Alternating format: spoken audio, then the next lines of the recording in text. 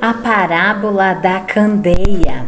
Em seguida, Jesus lhes perguntou: alguém acenderia uma lâmpada e a colocaria sobre um cesto ou uma cama? Claro que não. A lâmpada é colocada num pedestal, de onde sua luz brilhará. Da mesma forma, tudo que está escondido será revelado, e tudo que está oculto virá à luz. Quem tem ouvidos para ouvir, ouça com atenção. Então acrescentou: prestem muita atenção ao que vão ouvir. Com o mesmo padrão de medida que adotarem, vocês serão medidos. E mais ainda, lhes será acrescentado, pois ao que tem, mais lhe será dado, mais do que não tem, até o que tem lhe será tirado. Marcos 4, 21 ao 25.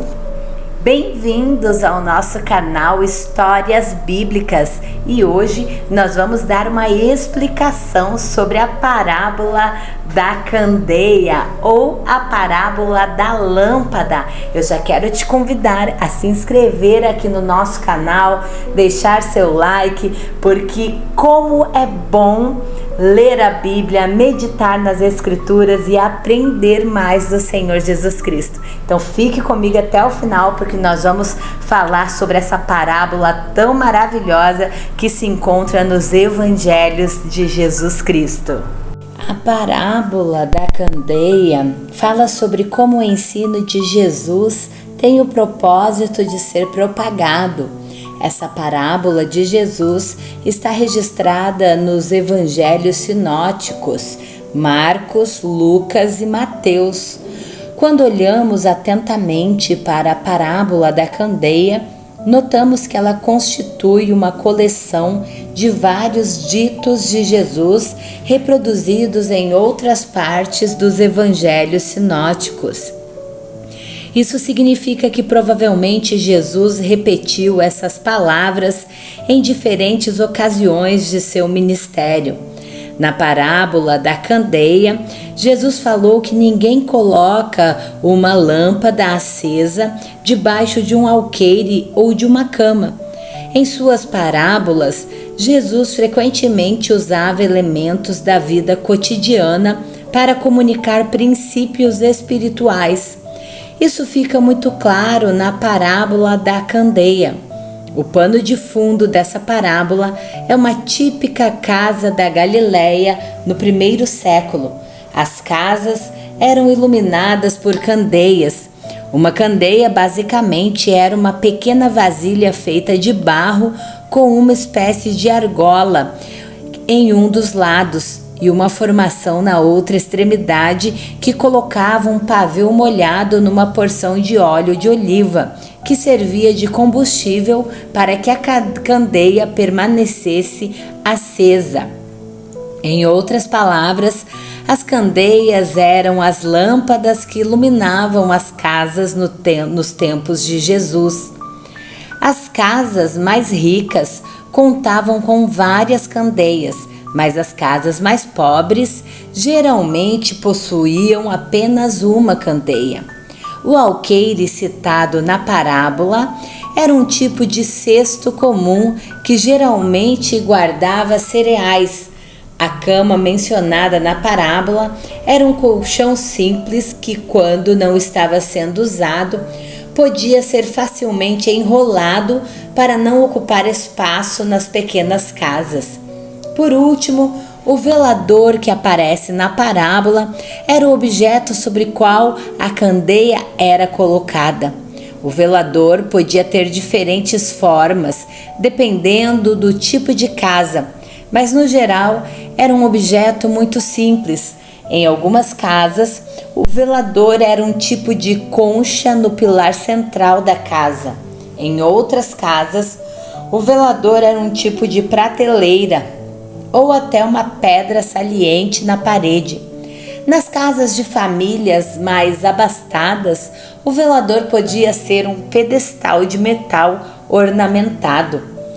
Tomando como exemplo o texto do Evangelho de Marcos, podemos acreditar que possivelmente Jesus pronunciou a parábola da candeia para o grupo de seus seguidores mais próximos.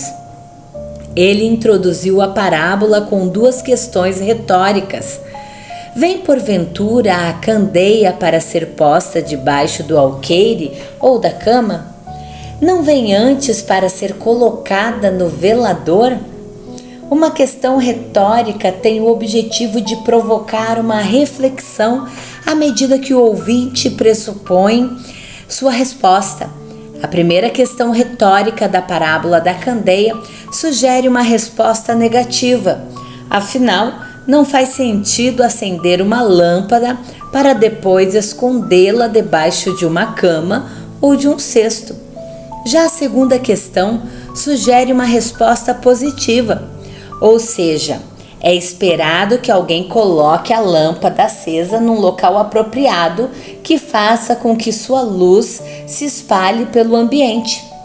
Talvez na parábola da candeia, a figura da candeia possua uma aplicação dupla.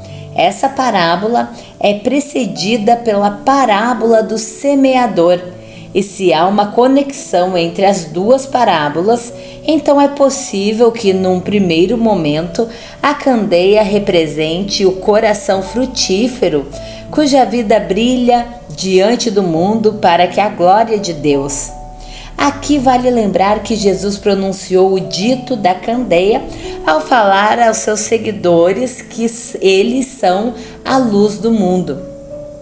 Mas é inegável que a figura da candeia também está relacionada à palavra de Deus. Nós sabemos que os cristãos não são luz em si mesmo, mas refletem o brilho daquele que é a própria luz, o Verbo de Deus. O que produz o brilho na vida do crente é a palavra de Deus. O salmista escreveu: "Lâmpada para os meus pés é a tua palavra e luz para o meu caminho." Nesse sentido, os cristãos devem ser instrumentos através dos quais a luz do Evangelho pode iluminar os pecadores. Os verdadeiros seguidores de Cristo são aqueles que têm suas vidas controladas pela palavra de Deus e testemunham os homens que, de fato, Cristo é a luz do mundo.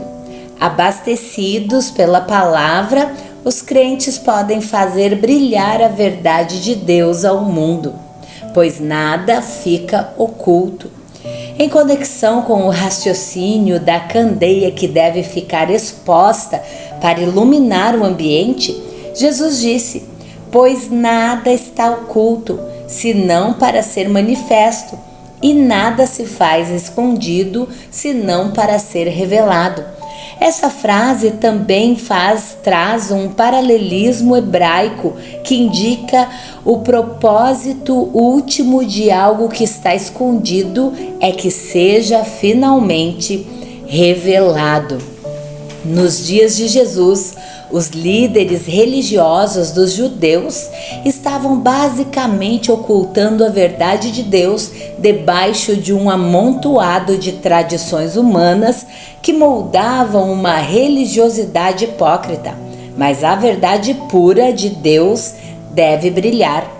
Então é possível que, ao usar esse paralelismo, Jesus estivesse enfatizando a realidade de que seu ensino não tinha o propósito de ficar escondido. A progressão do ministério de Cristo deixou claro que ele não havia vindo ao mundo para ocultar a verdade, mas para torná-la conhecida àqueles que ouvem. Daí a exortação: se alguém tem ouvidos para ouvir, ouça. Num outro sentido, agora na esfera das articulações humanas, também é possível dizer que à luz da verdade de Deus comunicada, nada permanecerá oculto para sempre. Há quem pense enganosamente poder esconder seus pensamentos, planos, palavras e ações, mas no dia do juízo, todas as coisas serão reveladas e medidas sob o prumo da vontade de Deus revelada.